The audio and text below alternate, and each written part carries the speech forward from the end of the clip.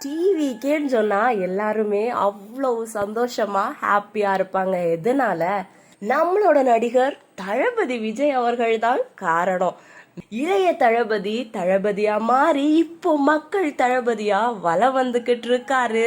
முதலமைச்சராகவும் பதவி ஏறிட்டாரு.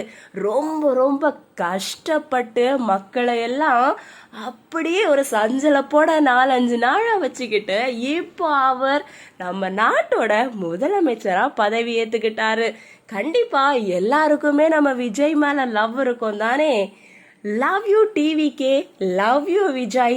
கண்டிப்பா நீங்க மக்களுக்காக உங்களால முடிஞ்ச வேலைகளை செய்யுங்க. நம்ம தமிழ்நாடு கண்டிப்பா முன்னேறணும்.